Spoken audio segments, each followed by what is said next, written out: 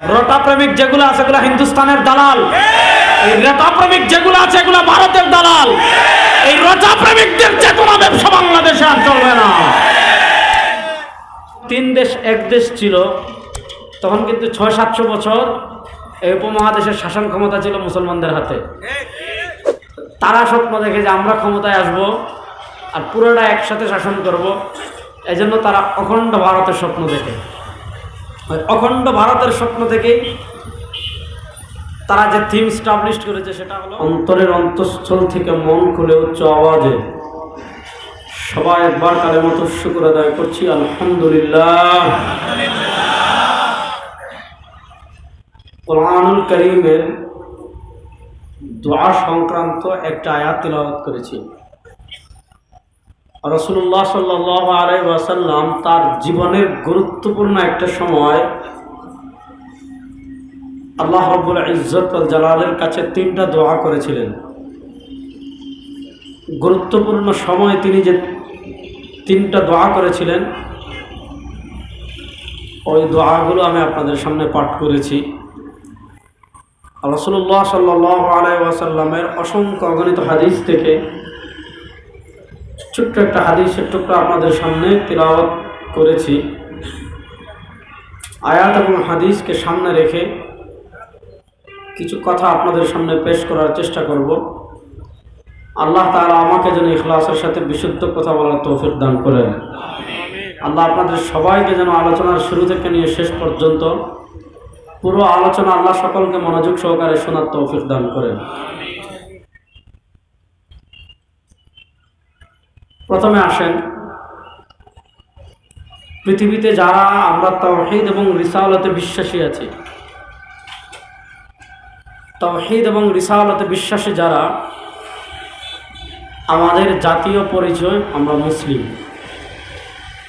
বলেন, আমাদের জাতীয় পরিচয় আমরা সবাই কথা বলতে হবে। আমাদের জাতীয় পরিচয় আমরা, এর চেয়ে বড় পরিচয় আমাদের কাছে আর কিছু নেই। পৃথিবীতে জাতীয় পরিচয় দিয়ে মুসলমানদেরকে বিভক্ত করা হয়েছে। কাউকে বলছে তুমি বাঙালি, এটা তোমার বড় পরিচয়। কাউকে বলেছে তুমি পাকিস্তানি, এটা তোমার বড় পরিচয়। কাউকে বলেছে তুমি আরাবিয়ান, এটা তোমার বড় পরিচয়। কাউকে বলেছে তুমি সিরিয়ার, এটা তোমার বড় পরিচয়। কাউকে বলেছে তুমি মিশরি, এটা তোমার বড় পরিচয়। কাউকে বলেছে তুমি উজবেকি, এটা তোমার বড় পরিচয় না। আমাদের সবচেয়ে যে বড় যে পরিচয়কে আমরা ধারণ করি, আমাদের সবচেয়ে বড় যে পরিচয়কে আমরা অনুসরণ করি, সেটা হলো আমাদের সবচেয়ে বড় পরিচয়, আমাদের জাতীয় পরিচয় আমরা মুসলিম। আমাদের জাতীয় পরিচয় আমরা সবাই বলেন, আমাদের জাতীয় পরিচয় আমরা মুসলিম। বলবেন হুজুর তাহলে আপনি বাঙালি পরিচয় স্বীকার করেন না? অবশ্যই করি। তবে আমি বলি আমাদের দেশীয় পরিচয় বাঙালি নয়, আমাদের দেশীয় পরিচয় আমরা বাংলাদেশি। যারা বলে বাঙালি, এগুলো সব ভারতের দালাল। ওই কংগ্রেসি চিন্তা আছে, কংগ্রেসের ভূত যাদের মাথায় চাপে, ওই কংগ্রেসি চিন্তা আছে অখণ্ড ভারত, পাকিস্তান, বাংলাদেশ সহ যা আছে সব আগের মতো ভারতের অংশ হবে। আর যখন 3 দেশ এক দেশ ছিল, তখন কিন্তু ৬০০-৭০০ বছর এই উপমহাদেশের শাসন ক্ষমতা ছিল মুসলমানদের হাতে। তারা স্বপ্ন দেখে যে আমরা ক্ষমতায় আসব আর পুরোটা একসাথে শাসন করব, এই জন্য তারা অখণ্ড ভারতের স্বপ্ন দেখে।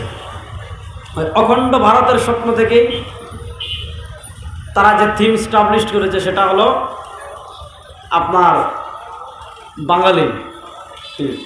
কারণ বাঙালি বললে কলকাতাও আসে, বাঙালি বললে উড়িষ্যাও আসে, বাঙালি বললে বিহারও আসে, বাঙালি বললে যারা ভারতের বাংলা ভাষায় কথা বলে এগুলোও আসে। তো সব সামিল হয়ে যায়, এজন্য তারা আমাদেরকে শিখায় আমরা বাঙালি না। আমাদের দেশীয় পরিচয় আমরা বাংলাদেশি। আর বাঙালি এগুলো রবীন্দ্রনাথ ঠাকুর শিখাইছে। এই রবীন্দ্রনাথ ঠাকুর হলো বাংলাদেশের সবচেয়ে বড় দুশ্মন। এই রটা প্রেমিক যেগুলো আছে এগুলো শাহবাগী, রটা প্রেমিক যেগুলো আছে এগুলো হিন্দুস্তানের দালাল। এই রটা প্রেমিক যেগুলো আছে এগুলো ভারতের দালাল। এই রটা প্রেমিকদের চেতনা ব্যবসা বাংলাদেশে আর চলবে না। এই রটা আপনাদেরকে শিখায় আমার সোনার বাংলা আমি তোমায় ভালোবাসি। অবশ্যই ভালোবাসি, আমার বাংলাদেশ আমি ভালোবাসি। এটা শিখতে আমার রটার কাছে যাওয়া লাগবে না। আমার দেশকে ভালোবাসতে হবে, এটা শিখতে আমার রটার কাছে যাওয়া লাগবে। আমার দেশকে ভালোবাসতে হবে, মাটিকে ভালোবাসতে হবে, মানচিত্রকে ভালোবাসতে হবে, স্বাধীনতাকে ভালোবাসতে হবে, মূল্যবোধকে ভালোবাসতে হবে, মানচিত্রকে ভালোবাসতে হবে, ইসলামকে ভালোবাসতে হবে, রাষ্ট্রকে ভালোবাসতে হবে। এটা শেখার জন্য আমার রটার কাছে যাওয়ার দরকার নাই। এটা শিখিয়েছে আল্লাহর কোরআন এবং আমাদের নবী। এই রটা ছিল বাংলাদেশ বিরোধী। এবং শুনেন, রটা ছিল ব্রিটিশের দালাল। শুনেন, আমরা 71-এর দালালদেরকে, 71-এ যারা দেশের স্বাধীনতার বিরোধী ছিল তাদেরকে আমরা ঘৃণা করি, রাজাকার মাজাকার কইয়া শেষ। ঠিক আছে, কিন্তু প্রশ্ন হলো 71-এর আগে 47-এর স্বাধীনতা, 47-এর আগে ব্রিটিশ উপনিবেশবাদীতে যারা এদেশের মানুষের স্বাধীনতার বিপক্ষে গিয়ে ব্রিটিশের দালালি করেছে, ওই ব্রিটিশদের রাজাকার যারা আছে ওই রাজাকারদেরকেও সাইজ করার প্রয়োজন আছে না নাই? ওই রটা ছিল, রবীন্দ্রনাথ ঠাকুর ছিল ব্রিটিশের দালাল। আমাদের জাতীয় কবি হলেন কাজী নজরুল ইসলাম। তিনি ব্রিটিশকে কি বলেছিলেন? শালা দেশ ছাড়বি কিনা বল, না ছাড়িলে কিলের ছুটে হার করিব জল। শালা আমার দেশ ছাড়বি কিনা বল। আর তখন রবীন্দ্রনাথ ঠাকুর কি করেছে? ব্রিটিশের পা চেটেছে। এবং আমাদের বাংলাদেশে এখন যেখানে আমাদের কাজী নজরুল ইসলামের কবর আছে, আমাদের ভাই শরীফ উসমান হাদির কবর আছে ঢাকা ভার্সিটি। এই ঢাকা ভার্সিটি এটা নবাব সলিমুল্লাহর ওয়াকফকৃত জমিতে ভার্সিটি হয়েছে।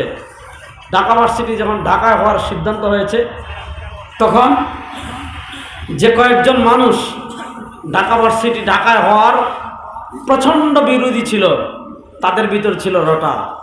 রটায় চায় নাই ঢাকা ভার্সিটি ঢাকায় হোক। কেন? রটা দেখেছে যদি ঢাকা ভার্সিটি ঢাকায় হয় তাহলে মুসলমানদের ছেলে শিক্ষিত হয়ে যাবে, মুসলমানদের ছেলে সন্তান জ্ঞান বিজ্ঞানে অগ্রসর হয়ে যাবে, মুসলমান সন্তানেরা তারা চাকরি বাকরিতে এগিয়ে যাবে চিরস্থায়ী বন্দোবস্তের মাধ্যমে। 1793 বা 92 কত হিজরিতে সম্ভবত চিরস্থায়ী বন্দোবস্তের মাধ্যমে পাওয়ারের জায়গাগুলো ব্রিটিশ হিন্দুদেরকে দিয়েছিল। এখন যদি ভার্সিটি হয় ঢাকায়, তাহলে তো মুসলমান ছেলেরা শিক্ষিত হবে, জ্ঞান বিজ্ঞানে অগ্রসর হয়ে যাবে। এই জন্য এই রটা বুঝছেন তো, রবীন্দ্রনাথ ঠাকুর। এই জন্য এই রটা ঢাকা ভার্সিটি ঢাকায় হওয়ার বিরোধী ছিল। যেই রটা বাংলাদেশের মানুষ শিক্ষিত এটা চায় নাই, যেই রটা ছিল ব্রিটিশের দালাল, ওই রটার থেকে দেশপ্রেমও শিখতে হবে না, এই রটার থেকে আমাদের দেশের ভালোবাসাও শিখতে হবে না। রটা প্রেম হিন্দুস্তানে যাবে, এই বাংলাদেশে আর রটা প্রেম চলবে না ইনশাআল্লাহ। ইনশাআল্লাহ বলেন, জোরে বলেন না ইনশাআল্লাহ। তাহলে এই রটা আপনাকে শিখায় আমার সোনার বাংলা। অবশ্যই আমাদের বাংলাদেশ সোনার মতো, কিন্তু ওইটা আমাদের রটা থেকে শিখতে হবে না। যেগুলো রটা প্রেমিক আছে সেগুলো এক পা বাংলাদেশ আর এক পা হিন্দুস্তান। এজন্য রটায় যেগুলো এগুলো মুখে বলে আমার সোনার বাংলা, আর এদের অন্তরে হলো হিন্দুস্তান। বুঝছেন? এই রটা প্রেমিক যেগুলো আছে এগুলো মুখে বলে আমার সোনার বাংলা, এদের অন্তরে হলো হিন্দুস্তান। এজন্য হিন্দুস্তানের দালালদের পতন হলে রটা প্রেমিকদের কষ্ট লাগে। যে যত বড় ভারতের দালাল, রটা প্রেমিকদের কাছে তারা তত প্রিয়। আর যে যত আধিপত্যবাদ বিরোধী হয়ে দেশকে ভালোবাসবে, এই রটা প্রেমীরা তাদেরকে ট্রেক দেয় যে অমুক রাজাকার, অমুক জঙ্গি, অমুক মৌলবাদ, অমুক উগ্রবাদ। যেই রটা প্রেম বাংলাদেশকে ধারণ করে না, যেই রটা প্রেম ইসলামকে ধারণ করে না, যেই রটা এই দেশের ম্যাক্সিমাম মানুষের ধর্মীয় মূল্যবোধকে মূল্যায়ন করে না, ওই রটার প্রেম, রটার আশেকরা যেরকম হিন্দুস্তানে পালিয়ে গিয়েছে, ওই রটার সংস্কৃতিও বাংলাদেশ থেকে হিন্দুস্তানে পালিয়ে যাবে ইনশাআল্লাহ। ইনশাআল্লাহ বলেন যুবকরা, ইনশাআল্লাহ বলেন। যুবকরা জুড়ে বলেন ইনশাআল্লাহ। আমরা ভারতের আধিপত্যবাদকে যেমন পরাজিত করেছি, ভারতের সাংস্কৃতিক আধিপত্যবাদকেও পরাজিত করতে হবে। এই ভারতের সাংস্কৃতিক আধিপত্যবাদ যদি পরাজিত করতে হয়, তাহলে রটাকে আগে মাইনাস করতে হবে। রটা আমাদের কি? আমাদের কাজী নজরুল ইসলাম আমাদের ঢাকা ভার্সিটিতে ঘুমিয়ে আছেন, দেশাত্মবোধক তার কত গান আছে, সঙ্গীত আছে, সেগুলো বাদ দিয়া রটা লিখেছে ওমা ফাগুনে তোর আমের বনে, তার দুর্গারে সে ডাকছে। ওমা মানে আম্মা ডাকছে, আম্মা কারে ডাকছে, তার দুর্গারে সে ডাকছে, তার দুর্গা মারে, ওই মারে সে ডাকে। ওই রটাটা তো না বাংলাদেশের, আপনি বিলাবেন, চলবে না। জুলাই আগস্টের বিপ্লবের পর এদেশের মানুষের প্রাণের দাবি হলো বাংলাদেশে যদি সাংস্কৃতিক ভারতীয় রটার আধিপত্যবাদ কমাতে চান তাহলে রটার জাতীয় সঙ্গীত বাতিল করে কাজী নজরুল ইসলামের লেখা কোনো গানকে জাতীয় সঙ্গীত বানাতে হবে। এই যে আমাদের জুলাই বিপ্লব হলো, জুলাই বিপ্লবে মানুষকে প্রেরণা দিয়েছে কবি নজরুলের কবিতা, কারারই লৌহ কপাট ভেঙে ফেল করে রেলুপাট, রক্ত জমাট চল চল চল, ঊর্ধ্ব গগনে বাদে মাদল, বাজি জেদা মামা বাদরে আমামা, শির উঁচু করে মুসলমান। সব জায়গায় আপনি কাজী নজরুলকে পাবেন। হ্যাঁ, আমি বিদ্রোহী, যেটা আমাদের উসমান হাদি আবৃত করেছে। বলবীর বড় উন্নত মম শির, শির নিহারি আমারই নত শির ওই শিকর হিমাদ্রি। এই যে আপনার যখন রক্ত গরম করা প্রয়োজন, বিপ্লব করা প্রয়োজন, বিপ্লবীদেরকে উজ্জীবিত করতে কখনো রটার কোনো সঙ্গীত দেখছেন? ওই রটা সঙ্গীত মদ খায়, গাঞ্জা খায়, পড়া হ্যাঁ, ঠিক না? আমাদের কাজী নজরুলকে পাওয়া যায় বিপ্লবে, আমাদের কাজী নজরুলকে পাওয়া যায় রাজপথে, আমাদের কাজী নজরুলকে পাওয়া যায় বুলেটের সামনে, আমাদের কাজী নজরুলের কবিতা পাওয়া যায় রক্ততে, আন্দোলনে, সংগ্রামে, জিহাদে, আধিপত্যবাদকে পরাজিত করতে, আল্লাহর রাস্তায় জীবনকে উৎসর্গিত করতে। যাদের কবিতা মানুষকে উৎসাহিত করে তার ভিতরে অন্যতম আমাদের কাজী নজরুল।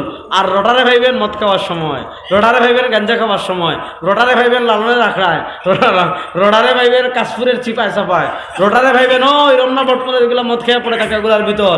ওই রটা চেতনাকে পরাজিত যদি বাংলাদেশে না করা যায়, রটাকে যদি বাংলাদেশে পরাজিত করা না যায়, তাহলে হিন্দুস্তানের সাংস্কৃতিক আগ্রাসনকে বাংলাদেশে পরাজিত করা যাবে না।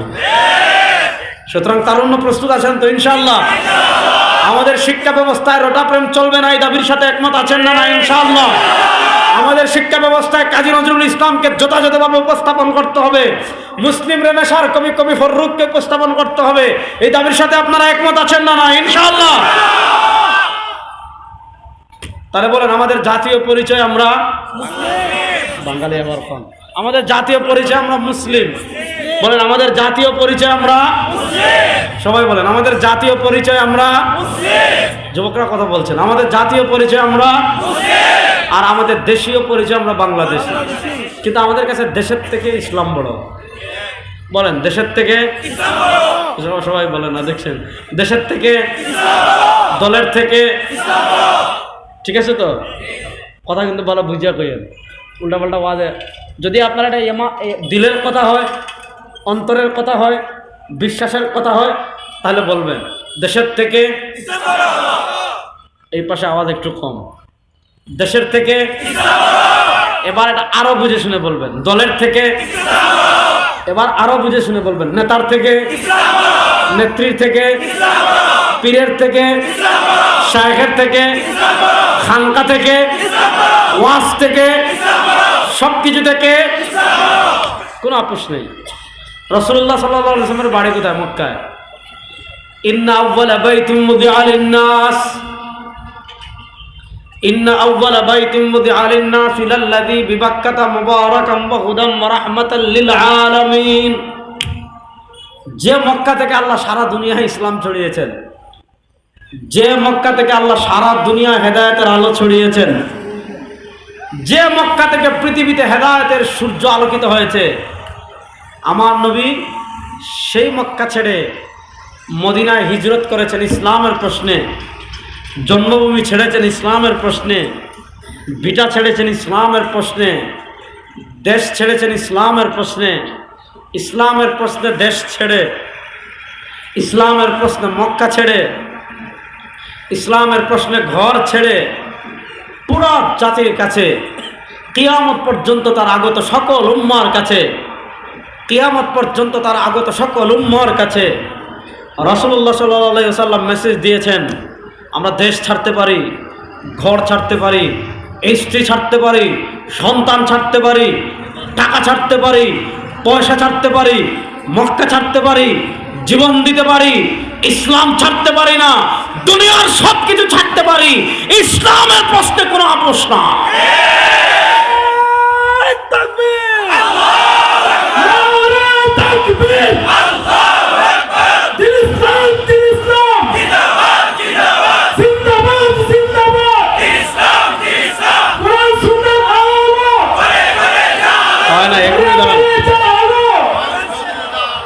উল্টা পাল্টা স্লোগান দিলে আমার মেজাজটা গরম হয়, বুঝছেন?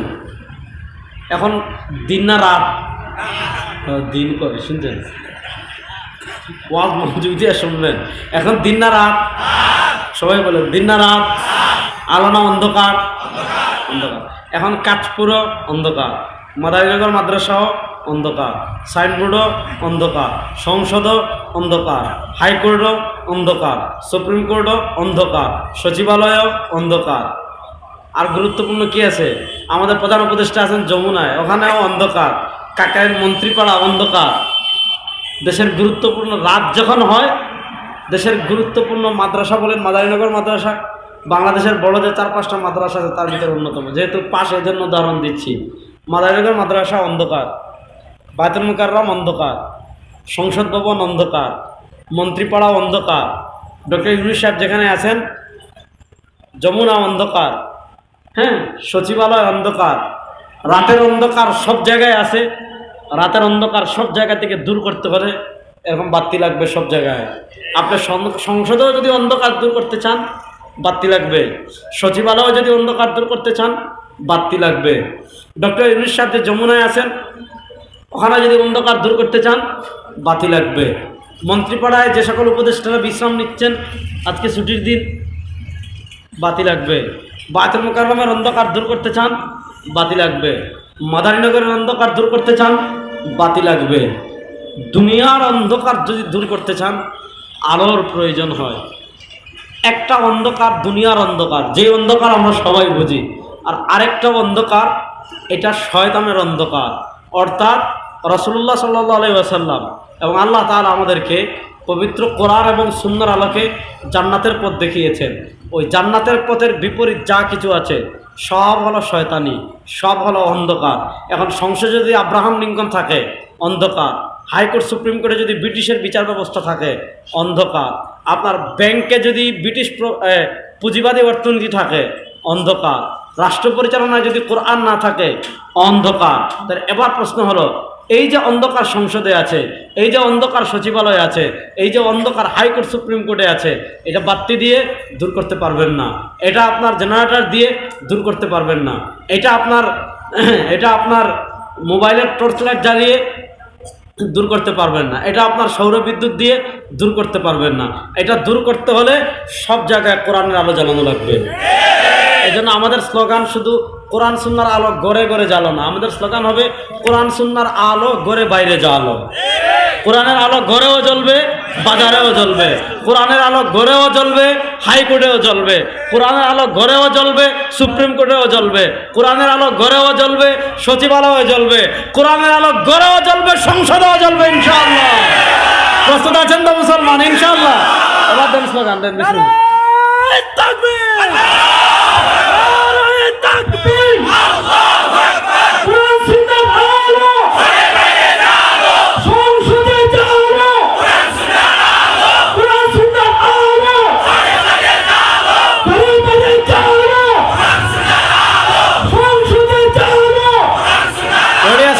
ইনশাআল্লাহ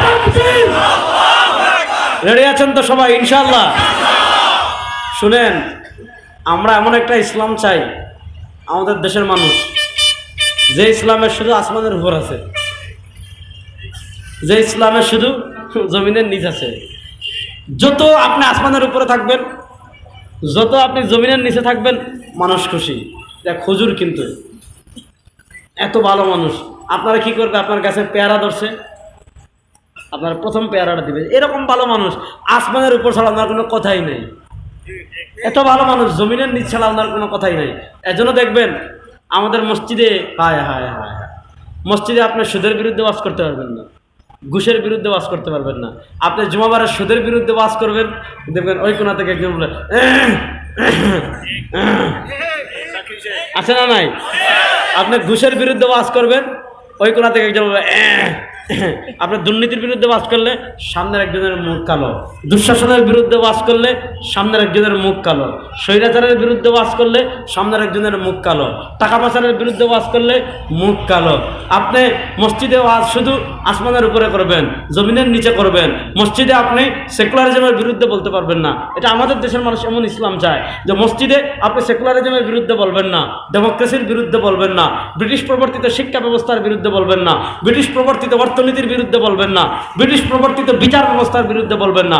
মসজিদে কি আপনি আসমানের উপরের আলোচনা আর জমিনের নিচের আলোচনা। কিন্তু আপনি যদি জমিনের উপরের আলোচনা মসজিদে করেন, বলবে হুজুর জুমার দিন মসজিদে রাজনীতি আলাপ না করাই ভালো। আছে না নাই? রাজনীতি কি তোমার বাপের শুধু? রাজনীতি কি শুধু আপনার বাপের? মসজিদ আল্লাহর ঘর। এই মসজিদে দুর্নীতির বিরুদ্ধে বয়ান হবে, মসজিদে ডেমোক্রেসির বিরুদ্ধে বয়ান হবে, মসজিদে ধর্মনিরপেক্ষতার বিপক্ষে বয়ান হবে, মসজিদে আল্লাহর কোরআনের পক্ষে বয়ান হবে, মসজিদে আল্লাহর জমিনে আল্লাহর দ্বীন বিজয়ের বয়ান হবে, মসজিদে জিহাদের বিরুদ্ধে জিহাদের পক্ষে বয়ান হবে, কিতাবের বিপক্ষে বয়ান হবে, ভারতের আধিপত্যবাদের বিপক্ষে বয়ান হবে। বাংলাদেশে আর কোনো বাপের বেটার ক্ষমতা নাই আলেমদেরকে বাধা দেওয়া।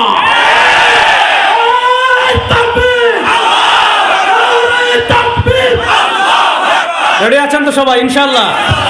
তা আমরা ইসলামে এরকম চাই। আমাদের দেশের মানুষের মন মানসিকতা কেমন?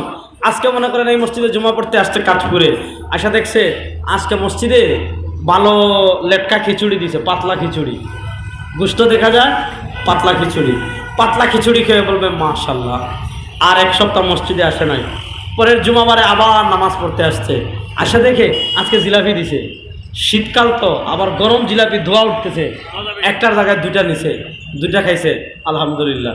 পরের সপ্তাহে আবার আসছে, পরের সপ্তাহে আবার এসে কি দেখে, পরের সপ্তাহে আবার এসে দেখে আজকে গরুর গোশত দিয়ে তেহারি দিছে, সিন্নি দিছে।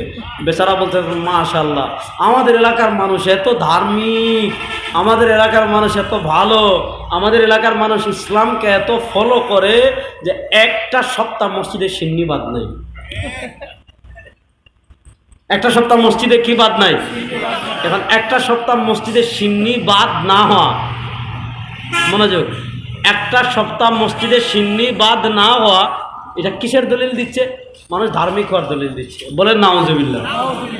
তাহলে বলেন আমাদের জাতীয় পরিচয় আমরা কথা বলেন, আমাদের জাতীয় পরিচয় আমরা বলেন, আমাদের জাতীয় পরিচয় আমরা, এটাই আমাদের সবচেয়ে বড় পরিচয়। আপনি ভারতের হিন্দুদেরকে জিজ্ঞেস করেন, ভাই তোমাদের সবচেয়ে বড় পরিচয় কি? বলবো আমি হিন্দু। আপনি মায়ানমার বা শ্রীলঙ্কার বৌদ্ধদেরকে জিজ্ঞেস করেন যে তোমাদের সবচেয়ে বড় পরিচয় কি? তারা বলবে আমাদের সবচেয়ে বড় পরিচয় আমরা বৌদ্ধ। আপনি ইসরায়েলের ইহুদিদেরকে জিজ্ঞাসা করেন, চা তো আর খাওয়াবেন না, পানিই খাই। আপনি ইসরায়েলের ইহুদিদেরকে জিজ্ঞাসা করবেন, তাবলীগের একটা কথা আছে, সোয়াল করবেন না, সোয়ালের ভানও করবেন না। আমার এটা কিন্তু সোয়ালের ভান হয়ে গেছে নাকি, আল্লাহ মাফ করুন। হ্যাঁ, কথা শুনেন, আপনি ইসরায়েলের ইহুদিদেরকে জিজ্ঞেস করবেন, ভাই তোমার সবচেয়ে বড় পরিচয় কি? সে বলবে আমার সবচেয়ে বড় পরিচয় ইহুদি। আপনি ইউরোপের খ্রিস্টানদেরকে জিজ্ঞেস করবেন, তোমার সবচেয়ে বড় পরিচয় কি? ইউরোপের খ্রিস্টানরা বলবে আমার সবচেয়ে বড় পরিচয় আমি খ্রিস্টান। ইহুদিরা বলে আমাদের সবচেয়ে বড় পরিচয় ইহুদি।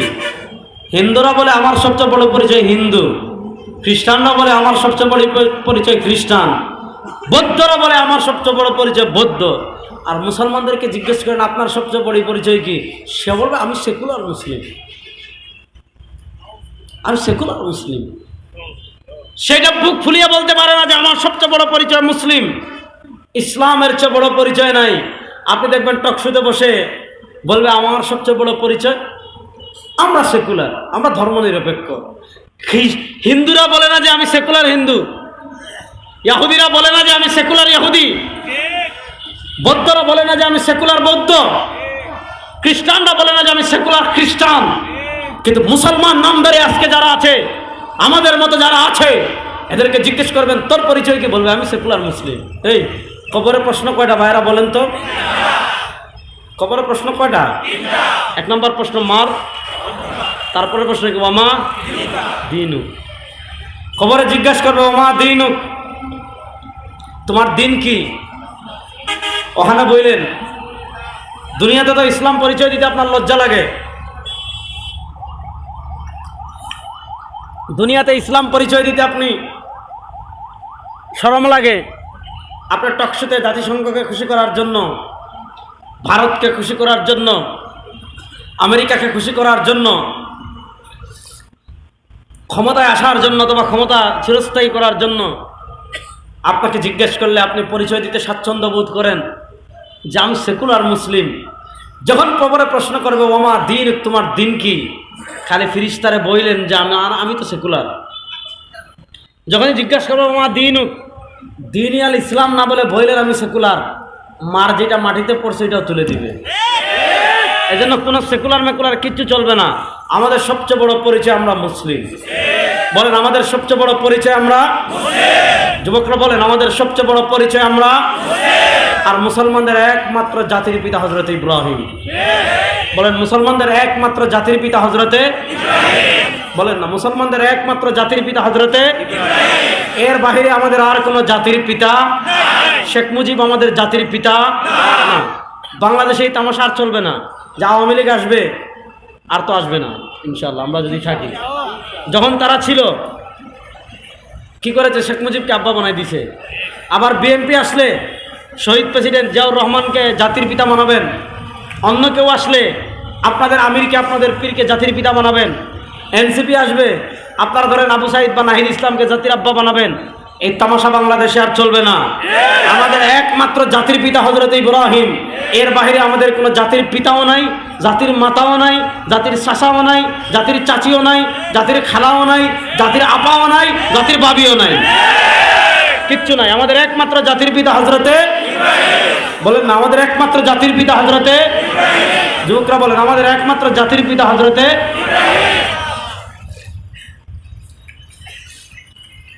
ইব্রাহিম আলাইহিস সালাতু ওয়াস সালাম থেকে দুইটা বংশ এসেছে। একটা হলো বানু ইসরাইল আর আরেকটা হলো বানু ইসমাইল। ইব্রাহিম আলাইহিস সালামের দুই বেটার নাম আমরা সবাই জানি। একজন হলেন ইসহাক আর একজন হলেন ইয়াকুব, আরেকজন হলেন ইসমাইল। ওই ইসহাক আলাইহিস সালাতু ওয়াস সালামের ছেলে হলেন ইয়াকুব, যিনি হলেন হযরত ইব্রাহিম আলাইহিস সালামের নাতি। এবং ইব্রাহিম আলাইহিস সালাম জীবদ্দশায় থাকা অবস্থায়, ইব্রাহিম আলাইহিস সালাম জীবিত থাকা অবস্থায় তার জীবদ্দশায় তার নাতি ইয়াকুব জন্মগ্রহণ করেছিলেন। ওই ইয়াকুবের ছেলে হলেন হযরত ইউসুফ আলাইহিস সালাম, যার ঘটনা আল্লাহ তাআলা কোরআনে বলেছেন নাহনু নাকুসসু আলাইকা আহসানাল কাসাস, নাহনু নাকুসসু আলাইকা আহসানাল কাসাস। মনোযোগ দিয়ে শোনেন, ইউসুফ নবী, তার পিতা ইয়াকুব নবী, তার দাদা ইসহাক নবী, তার দাদার দাদা ইব্রাহিম নবী। ওই যে ইব্রাহিম আলাইহিস সালামের নাতি ইয়াকুব, ওই ইয়াকুবের অপর নাম ইসরাইল, এজন্য বলা হয় বানু ইসরাইল। সহিহ বুখারীর বর্ণনা, রাসূলুল্লাহ সাল্লাল্লাহু আলাইহি ওয়াসাল্লাম বলেন কানাত বানু ইসরাইল তাসুসুহুমুল আম্বিয়া কুল্লামা হালাকা নাবিয়্যুন খালাফাহু নাবিয়্যুন আনা খাতামুন নাবিয়্যিন লা নাবিয়্যা বা'দি। আল্লাহ রাসূল সাল্লাল্লাহু আলাইহি ওয়াসাল্লাম বলেন ওই যে ওই বংশ বনি ইসরাইল, ওই বনি ইসরাইলকে নেতৃত্ব দেওয়ার জন্য, বনি ইসরাইলের নেতৃত্ব সব সময় আলেমরা এই নবীরা দিয়েছেন। কানাত বানু ইসরাইল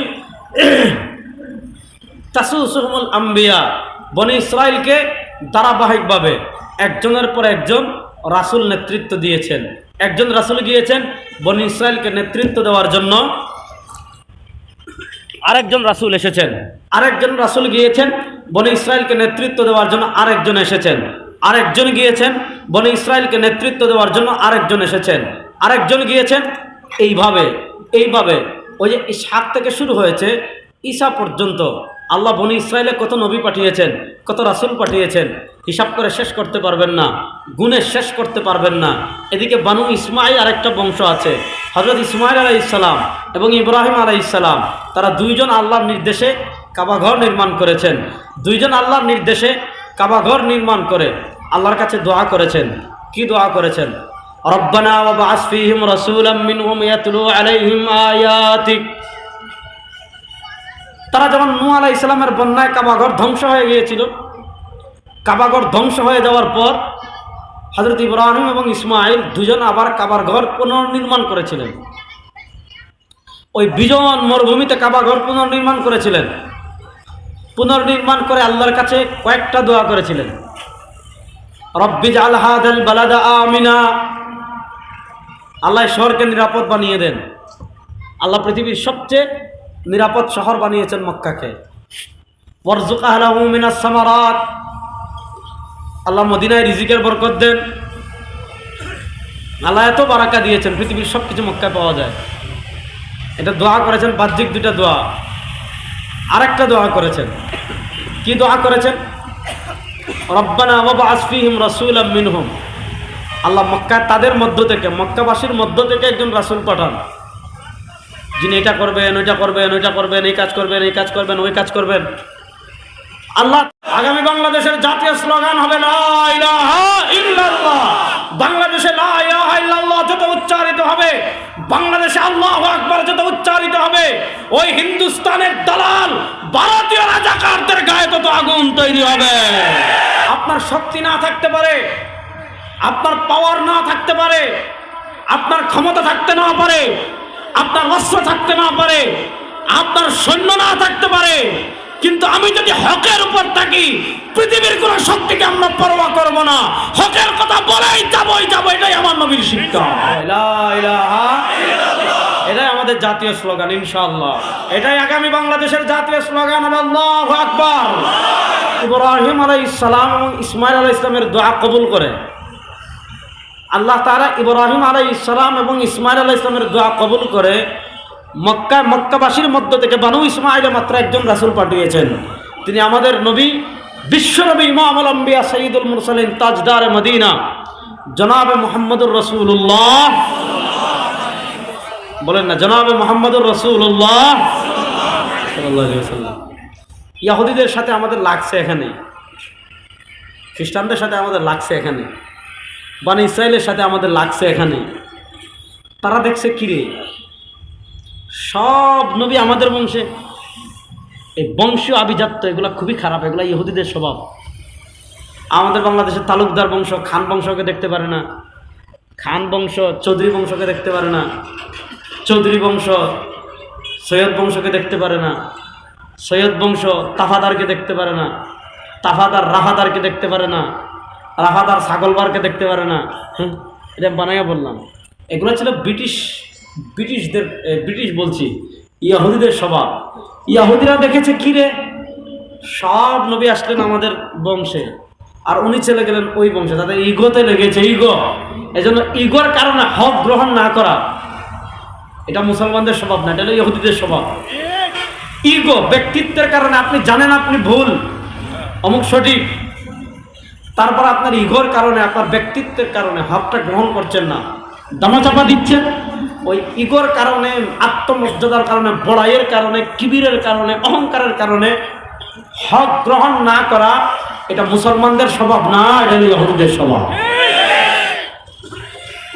ইহুদিরা ওখান থেকে আমাদের বিরোধিতা শুরু করেছে। রাসূলুল্লাহ সাল্লাল্লাহু আলাইহি ওয়াসাল্লাম দুনিয়াতে আসলেন, হেদায়েতের সূর্য পৃথিবীতে আলোকিত হলো, মা আমেনার ঘর আলোকিত করে পৃথিবীর ইতিহাসের শ্রেষ্ঠ মহামানব সাইয়্যিদু ওয়ালাদি আদম, সারা দুনিয়ার সব মানুষের নেতা, পৃথিবী সৃষ্টি থেকে নিয়ে কিয়ামত পর্যন্ত যত মানুষ জন্মগ্রহণ করেছে সব মানুষের নেতা আমাদের নবী। হাসরের মাঠে সব পিছনে নেতৃত্ব দিয়ে আমাদের নবী সবার সামনে। আর আজকে সেই নবীকে নেতা মানেন না আপনি। আপনার কাছে নেতা হয়ে যায় আব্রাহাম লিঙ্কন, আপনার কাছে নেতা হয়ে যায় আমেরিকার অমুক, আপনার কাছে নেতা হয়ে যায় চীনের অমুক। আপনার মেয়ে কাঠপুরে বুড়িগঙ্গা, এটা বুড়িগঙ্গা নদী না, এই যে আমাদের পাশে কাঠপুরের সাথে শীতলঙ্কা নদী, ওইটার পচা পানিতে ডুব দিয়ে আপনার মরে যাওয়া উচিত। এই যার কাছে কোরআন নাই, সুন্নাহ নাই, বিশ্ব নবীর আদর্শ নাই, ওই এমন লোক ইহুদিদের নেতা হতে পারে, হিন্দুদের নেতা হতে পারে, খ্রিস্টানদের নেতা হতে পারে, মুসলমানদের নেতা হতে পারে না। এজন্য আমাদের নেতা বিশ্বনবী মুস্তাফা। আমাদের নেতাকে বিশ্বনবী, সবাই বলেন আমাদের নেতা বিশ্বনবী। তোমার নেতা আমার নেতা, জোরে বলেন না রে যুবকরা, তোমার নেতা আমার নেতা, সবাই বলেন তোমার নেতা আমার নেতা, তোমার নেতা আমার নেতা। রাসূলুল্লাহ সাল্লাল্লাহু আলাইহি ওয়াসাল্লাম দুনিয়াতে আসলেন, 40 বছর তিনি মক্কায় পার করলেন। মনোযোগ, 40 বছর তিনি মক্কায় পার করলেন। এই 40 বছরে মক্কায়, সারা মক্কায় তার ঢঙ্কা বাজে। তার চেয়ে চরিত্রবান মক্কায় আর কেউ নেই, তার চেয়ে গ্রহণযোগ্য মক্কায় আর কেউ নেই, তার চেয়ে আদর্শবান মক্কায় আর কেউ নেই, তার চেয়ে আমানতদার মক্কায় আর কেউ নেই, তার চেয়ে সৎ মক্কায় আর কেউ নেই।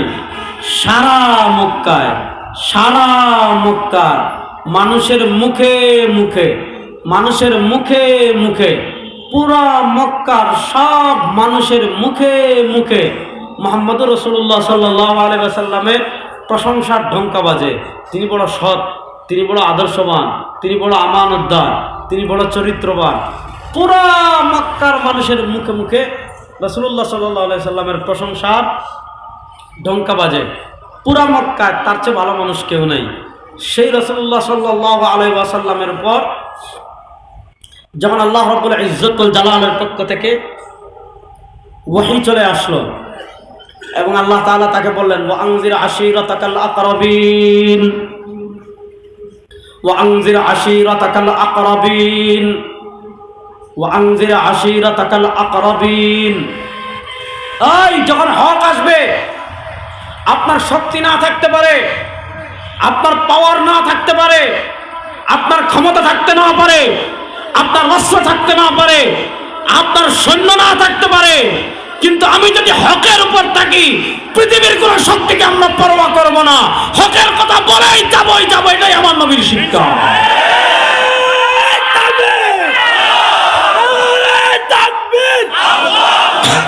আমরা সবাই রাসূল সেনা, ভয় করি না বুলেট বোমা।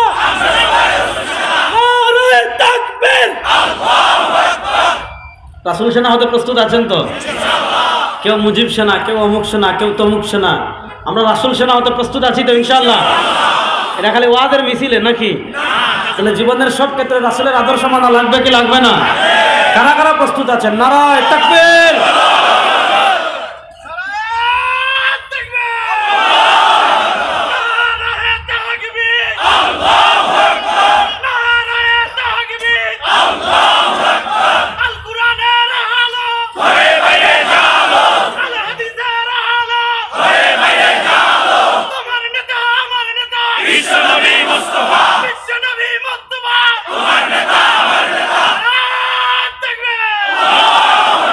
আল্লাহ রাসূল সাল্লাল্লাহু আলাইহি ওয়াসাল্লাম পাহাড়ে উঠে বলেছেন, ইয়া আইয়ুহান নাস কুলু লা ইলাহা ইল্লাল্লাহ। পড়া পড়ে গেছে কাফেরদের মাথায়। ভাই তিনি কি বলছেন আমার মন্ত্রী বানান? তিনি কি বলছেন আমার এমপি বানান? তিনি কি বলছেন আমার প্রধানমন্ত্রী বানান? তিনি কি বলেছেন আমাকে গাড়ি দেন? তিনি কি বলেছেন আমাকে পয়সা দেন? কি বলেছেন বলো? লা ইলাহা ইল্লাল্লাহ। জোরে বলেন না, লা ইলাহা ইল্লাল্লাহ। আমার মতো হাত তুলেন সবাই, লা ইলাহা ইল্লাল্লাহ। এটাই আমাদের জাতীয় স্লোগান ইনশাআল্লাহ। এটাই আগামী বাংলাদেশের জাতীয় স্লোগান হবে আল্লাহু আকবার। আগামী বাংলাদেশের জাতীয় স্লোগান হবে লা ইলাহা ইল্লাল্লাহ। বাংলাদেশে লা ইলাহা ইল্লাল্লাহ যত উচ্চারিত হবে, বাংলাদেশে আল্লাহু আকবার যত উচ্চারিত হবে, ওই হিন্দুস্তানের দালাল ভারতীয় রাজাকারদের গায়ে তত আগুন তৈরি হবে। এতদিন আমরা শুধু ঘরে বলেছি আল্লাহু আকবার লা ইলাহা ইল্লাল্লাহ, এতদিন শুধু ওয়াজ মাহফিলে বলেছি আল্লাহু আকবার লা ইলাহা ইল্লাল্লাহ। আপনারা প্রস্তুতি নেন ইনশাআল্লাহ। আগামীর সংসদে আর কার বাপের স্লোগান হবে না, আগামীর সংসদে মুসলমানদের জাতীয় স্লোগান হবে আল্লাহু আকবার।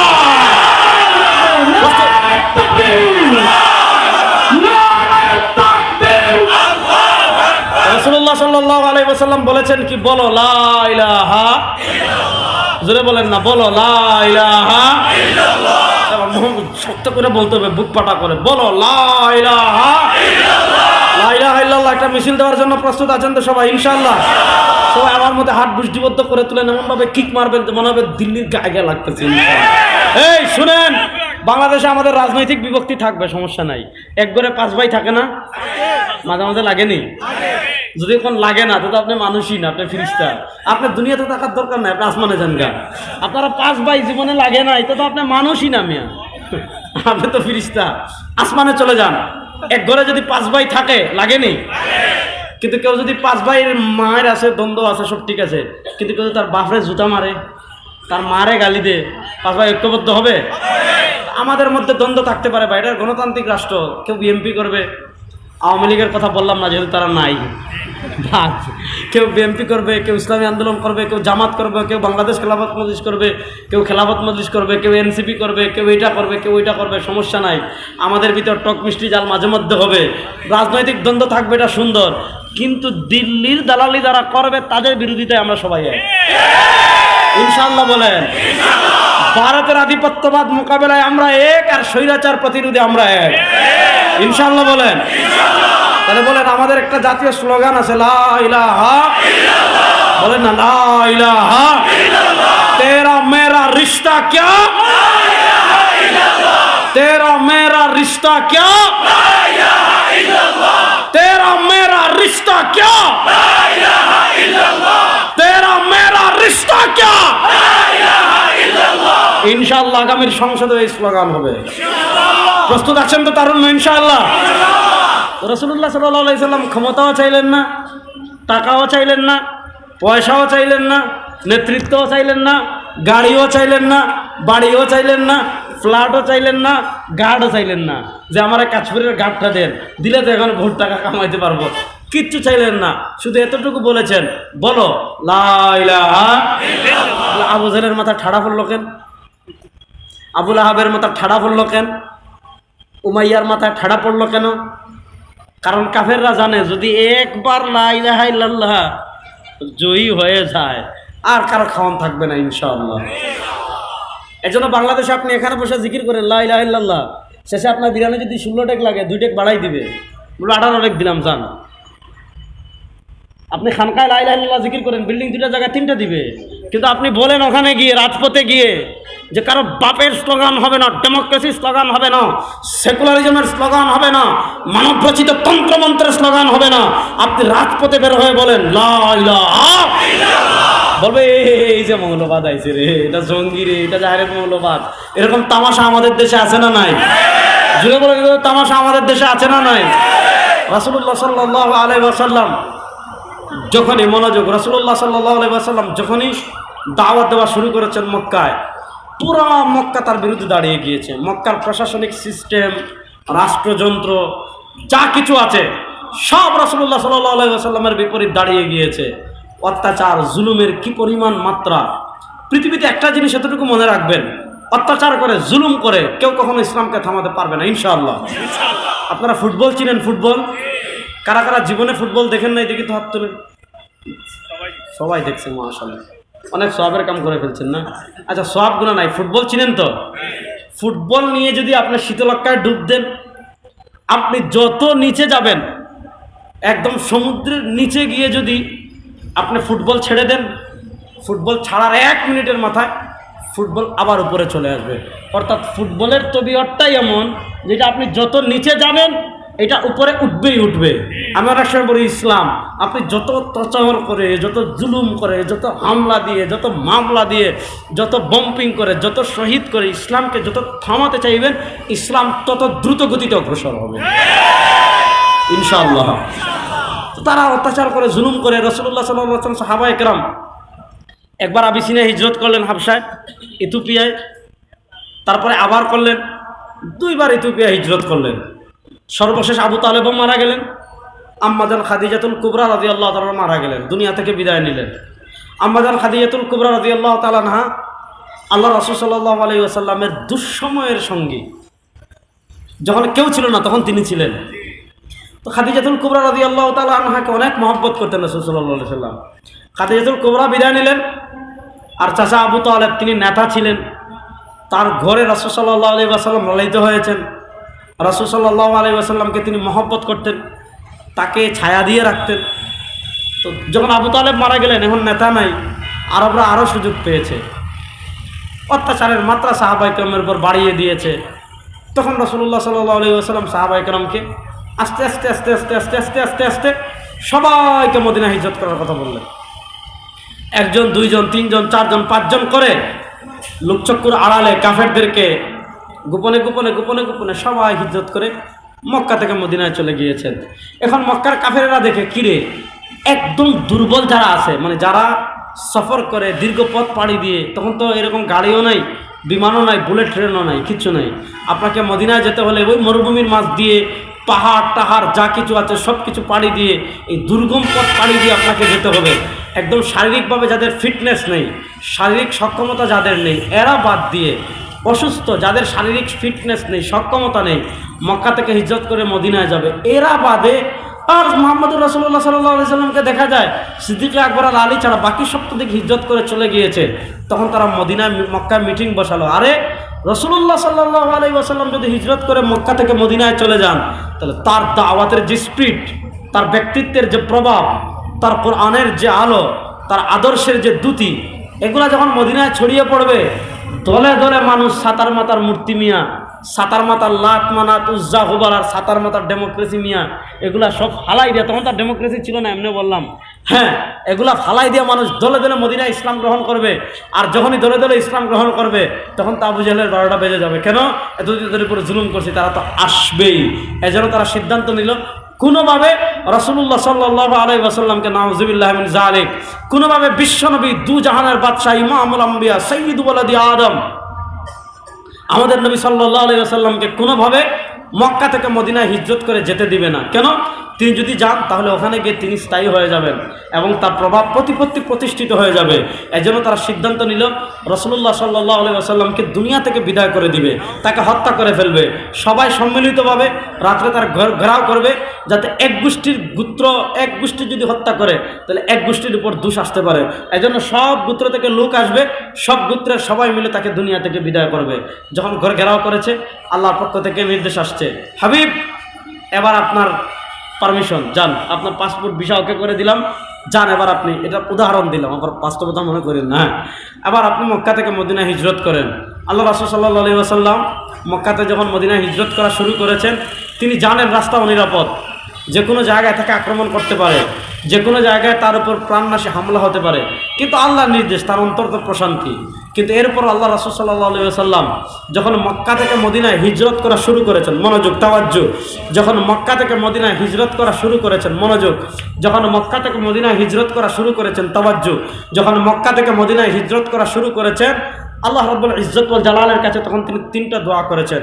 দোয়া নম্বর 1, রব্বি আদখিলনি মুদখালা সিদক ওয়া আখরিজনি মুখরাজা সিদক ওয়াজআলনি মিন লাদুনকা সুলতানান নাসীরা।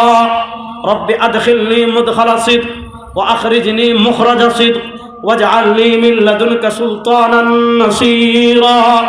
1 নম্বর দোয়া করেছেন, রব্বি, আল্লাহ, আদখিলনি মুদখালা সিদক, আমাকে শান্তি এবং নিরাপত্তার সাথে, মনোযোগ, আমাকে শান্তি এবং নিরাপত্তার সাথে মদিনায় প্রবেশ করান। 2 নম্বর দোয়া করেছেন, ও আখরিজনি মুখরাজা সিদক, আল্লাহ আমাকে শান্তি এবং নিরাপত্তার সাথে মক্কা থেকে বের করে দেন। কমন দোয়া ভাই, 2টা দোয়া কমন দোয়া। আল্লাহ শান্তি এবং নিরাপত্তার সাথে বের করে দেন, আল্লাহ শান্তি এবং নিরাপত্তার সাথে মদিনায় প্রবেশ করান। 3 নম্বর আরেকটা দোয়া করেছেন, আমরা তো মনে করি ইসলাম মানে শুধু ঘরে বসে থাকা। 3 নম্বর দোয়া করেছেন, ওয়াজআলনি মিন লাদুনকা সুলতানান নাসীরা, আল্লাহ আমি যখন মদিনায় যাব, ওয়াজআলনি, আমার জন্য বানান, মিন লাদুনকা, আপনার পক্ষ থেকে, সুলতানান নাসীরা, সাহায্যকারী ভূখণ্ডতা ক্ষমতা। আল্লাহ আমি যখন মদিনায় যাব, মদিনা রাষ্ট্রের পাওয়ার, মদিনা ভূখণ্ডের মালিকানা, মদিনার রাজত্ব আল্লাহ আপনি আমাকে দান করেন। না সুবহানাল্লাহটা বড় আস্তে কইলেন। রাসূলুল্লাহ সাল্লাল্লাহু আলাইহি ওয়াসাল্লাম সুলতানান নাসীরার দোয়া কেন করলেন? তাওয়াজ্জু, হ্যাঁ, সুলতানান নাসীরার দোয়া এজন্য করেছেন, তাফসীর ইবনে কাসির খুলেন। সুলতানান নাসীরার দোয়া এজন্য করেছেন, তাফসীর ইবনে জারীর তাবারি খুলেন। মাকহুল বলেছেন লিইকামাতি দীনিল্লাহ ওয়া লিইকামাতি ফারাইদিল্লাহ ওয়া লিইকামাতি হুদুদিল্লাহ। আল্লাহ রাসূল সাল্লাল্লাহু আলাইহি ওয়াসাল্লাম 13 বছর মক্কায় ছিলেন। এই 13 বছরের জীবনে মক্কায় তিনি পূর্ণাঙ্গ দিন বাস্তবায়ন করতে পারেন নাই। মক্কায় তিনি ইসলামের সকল ফরজ বিধানাবলী বাস্তবায়ন করতে পারেন নাই। মক্কায় তিনি পূর্ণাঙ্গ শরিয়া বাস্তবায়ন করতে পারেন নাই।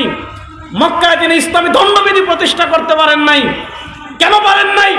আপনি যদি ইসলামী অর্থনীতি প্রতিষ্ঠা করতে চান, আপনি যদি আল্লাহর জমিনে আল্লাহর সকল ফরজ বিধানাবলী বাস্তবায়ন করতে চান, আপনি যদি আল্লাহর জমিনে আল্লাহর দণ্ডবিধি বাস্তবায়ন করতে চান, আপনি যদি আল্লাহর জমিনে আল্লাহর কোরআন বাস্তবায়ন পরিপূর্ণ করতে চান, তাহলে আপনাকে শুধু মাদ্রাসায় থাকলে হবে না, আপনাকে শুধু খানকায় থাকলে হবে না, আপনাকে শুধু ওয়াজে থাকলে হবে না, আপনাকে শুধু পিরাকিনে থাকলে হবে না। আপনাকে যেমন মসজিদে থাকা লাগবে, আপনাকে যেমন মাদ্রাসায় থাকা লাগবে, আপনাকে যেমন খানকায় থাকা লাগবে, মুসলমানদেরকে যেমন রাষ্ট্র ক্ষমতায় যাওয়া লাগবে। কথাটাকে আমি বুঝাইতে পারতেছি? রাসূলুল্লাহ সাল্লাল্লাহু আলাইহি ওয়াসাল্লাম মক্কা থেকে মদিনায় গেছেন, এই যে ইসলাম পাওয়ারের জায়গায় আসছে। এরপর থেকে ইসলাম পাওয়ারের জায়গায় ছিলই, মধ্যখানে কিছুদিন নাই, আবার সামনে আসতেছে ইনশাআল্লাহ। না ইনশাআল্লাহ বাড়িতে গিয়ে জুড়ে বলবেন, বাসায় গিয়ে জুড়ে বলবেন এবং হাত মুষ্টিবদ্ধ করে বলেন ইনশাআল্লাহ। কিন্তু সমস্যা হচ্ছে আমাদের বাস কোন জায়গায় দিছে বুঝছেন? আমার সাথে সবাই বলেন ইসলাম। না না শরম লাগতেছে না? তুই বলেন না ইসলাম, আরো জোরে বলেন ইসলাম পরিপূর্ণ, বলেন ইসলাম পরিপূর্ণ। মানুষের জীবনের এ ভাই, আমার শীতের কুট আছে 3-4টা, তাহলে আমি কুট ভিক্ষা করার জন্য কারো কাছে যাব? আমার জুব্বা আছে অনেকগুলো, আমি জুব্বা ভিক্ষা করার জন্য কারো কাছে যাব? ভাই টুপি আছে অনেকগুলা, টুপি ভিক্ষা করার জন্য কারো কাছে যাবে? ভাই চশমা আছে, চশমা ভিক্ষা করার জন্য কারো কাছে যাবে? যার পকেটে টাকা আছে, চাকরি আছে, স্যালারি পায়, জায়গা আছে, সে কখনো ভিক্ষা করতে যাবে?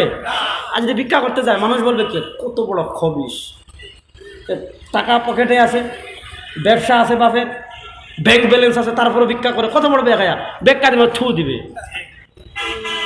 আর ভাই যার আছে সে ভিক্ষা করে না, আমরা কেন ভিক্ষা করবো মিয়া? আরে ইসলাম তো পরিপূর্ণ, সব কিছু ইসলামে আছে, তাহলে কেন আমরা আব্রাহাম লিঙ্কনের কাছে ভিক্ষা করব? কেন আমরা ধর্মনিরপেক্ষতার কাছে ভিক্ষা করব? কেন আমরা আমেরিকার কাছে ভিক্ষা করব? কেন আমরা জাতিসংঘের কাছে আদর্শ ভিক্ষা করব, শান্তি ভিক্ষা করব?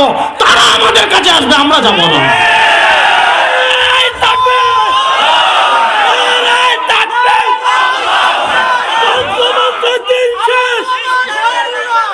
ইসলামের বাংলাদেশ, তন্ত্রমন্ত্র দিন শেষ, ইসলামের বাংলাদেশ। শুনেন, এখানে আমাদেরকে বাসটা কেমনে দিছে দেখে আমি আপনাদেরকে এই কথা বলে বিদায় নেব। শুনেন, আমাদের বাংলাদেশে একটা আইন আছে, মুসলিম পারিবারিক আইন, নাম শুনছেন নি? এটা ব্রিটিশ আমল থেকে আছে, 1962 সাল থেকে। মুসলিম পারিবারিক আইন মানে কি, আপনি যদি বিয়ে করতে চান, বিয়ে করতে চাননি, যারা বিয়ে করে নাই তারা উত্তর দেন। বিয়ে করতে চান তো সবাই? মাশাআল্লাহ। আপনি যদি বিয়ে করতে চান, ও বেটা তুই বিয়ে বুঝবে না কিছু, বল হে বিয়ে করার কথা বলে দাঁড়াই যাইতেছে কালকের বলা। আচ্ছা শুনেন, আপনি যদি বিয়ে করতে চান, মুসলিম পারিবারিক আইন বলে বিয়ের সব কিছু হবে ইসলাম অনুযায়ী, আলহামদুলিল্লাহ। আপনি যদি তালাক দিতে চান, তালাকের সব কিছু হবে ইসলাম অনুযায়ী। আপনি যদি ওয়াকফ করতে চান, ওয়াকফের সব কিছু হবে ইসলাম অনুযায়ী। আপনার বাপ যদি মারা যান, ত্যায্য সম্পত্তি বন্টন হবে ইসলাম অনুযায়ী, গুড। বিয়ে ইসলাম অনুযায়ী, গুড। তালাক ইসলাম অনুযায়ী, গুড। ওয়াকফ ইসলাম অনুযায়ী, ভালো। ত্যায্য সম্পত্তি বন্টন ইসলাম অনুযায়ী, ভালো। আমি আপনাদের কাছে জানতে চাই, বিয়ে কেমনে চলবে, ওয়াকফ কেমনে হবে, ত্যায্য সম্পত্তি বন্টন কেমনে হবে, তালাক কেমনে হবে, এগুলা যেমন ইসলামে আছে, বুঝেন, বুঝে উত্তর দিন। এগুলা যেমন ইসলামে আছে, বিয়ে কেমনে হবে, তালাক কেমনে দিবেন, ত্যায্য সম্পত্তি বন্টন কেমনে করবেন, ওয়াকফ কেমনে করবেন, এগুলা যেমন ইসলামে আছে। কেউ চুরি করলে, দুর্নীতি করলে, ডাকাতি করলে, ব্যভিচার করলে, ধর্ষণ করলে, খুন করলে, ইপটিজিং করলে, অন্যের সম্পদ দখল করলে, অ্যাসিড মারলে, তার বিচার কেমনে হবে, ইসলামে আছে না নাই? যে বলেন ইসলামে আছে না নাই? রাষ্ট্র কেমনে চলবে, ইসলামে আছে না নাই? বাসটা দিছে ওখানে, কই ইসলাম রাখেন বিয়েতে, ইসলাম রাখেন তালাকে, ইসলাম রাখেন ওয়াকফে, ইসলাম রাখেন ত্যায্য সম্পত্তিতে, বিচারে খবরদার, ইসলামে আনা যাবে না। এখানে আমাদের ব্রিটিশ আছেন, রাষ্ট্র পরিচালনা এখানে ইসলাম আনবেন না, ওখানে আব্রাহাম লিঙ্কন আছেন। অর্থনীতিতে ইসলাম আনবেন না, ওখানে পুঁজিবাদ আছে। আমাদেরকে বলে বিয়েতে ইসলাম, তালাকে ইসলাম, ওয়াকফে ইসলাম, তথ্য সম্পত্তি বন্টনে ইসলাম। আর শিক্ষা ব্যবস্থায় ব্রিটিশ, রাষ্ট্র পরিচালনায় আব্রাহাম লিঙ্কন, অর্থনীতিতে পুঁজিবাদ, হ্যাঁ, আর বিচার ব্যবস্থায় ব্রিটিশ। এই তামাশা চলবে না, প্রস্তুতি নেন। বিয়েতে যেমন ইসলাম, তালাকেও যেমন ইসলাম, ওয়াকফে যেমন ইসলাম, তথ্য সম্পত্তি বন্টনে যেমন ইসলাম। 54 বছর বাংলাদেশে বিচার হয়েছে ব্রিটিশের আইনে। চুরি বন্ধ হয় নাই, খুন বন্ধ হয় নাই, ধর্ষণ বন্ধ হয় নাই, সন্ত্রাসী বন্ধ হয় নাই, দুর্নীতি বন্ধ হয় নাই। 54 বছর যে ব্রিটিশের আইন ব্যর্থ হয়েছে, এটাকে শীতলক্ষায় বসিয়ে দিয়ে কোরআনের বিচার ব্যবস্থা প্রতিষ্ঠার জন্য প্রস্তুত আছেন না নাই?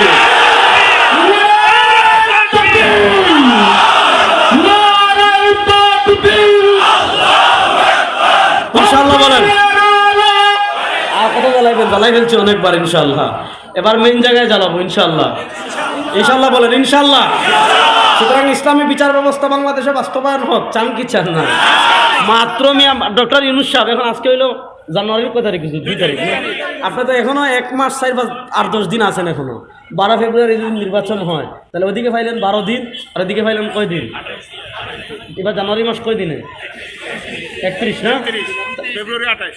হ্যাঁ, তাহলে 31-এ মোটামুটি 41 দিন আছে এখনো না? ধরেন আপনি 40 দিন আছেন, মাত্র 40 দিনের জন্য কোরআনের আইনটা আনেন না একটু।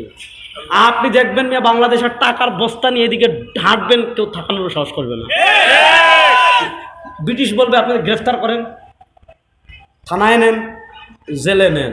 আর আমাদের দেশের জেলখানায় যে অবস্থা, ওখানে টাকা থাকলে বাঘের দুধ পাওয়া যায়। আপনি চুরিরে জেলখানায় নিয়েছেন, তাকে চুরকে নিছেন সুস্থ করার জন্য। এটা যখন জেলখানা থেকে বের হয়, এটা মনে মনে কয় এখন তো আমি ডাকাত। ডাকাতরা নিছেন, এটা বলবে আমি সন্ত্রাস। আর ইসলাম বলে জেলখানাও লাগবে না, দেরিও নাই, মামলাও নাই। সাক্ষী অথবা স্বীকারোক্তির মাধ্যমে প্রমাণ হয়েছে চুর, কাছপুর মোড়ে নেন, চিটাং রোডে নিয়ে কি করেন? সারা মানুষের সামনে হাত 2টা কাটা লটকাই দেন। এখানে এই মানুষকে বলেন সামনে যারা চুরি করবেন, এরকম হাত কেটে লটকাই ফেলামো। কিন্তু রাস্তায় টাকার বস্তা নিয়ে হাঁটবেন, দরজা খুলে ঘুমাবেন, তাও চুরি করার সাহস করবেন না। চুরি বন্ধ হোক বাংলাদেশে, চান তো সবাই ইনশাআল্লাহ? কারা কারা চুরি বন্ধ হোক চান দেখি ইনশাআল্লাহ? তাহলে বাংলাদেশে কোরআনের বিচার ব্যবস্থা আসুক, এই দাবির সাথে একমত আছেন না না ইনশাআল্লাহ?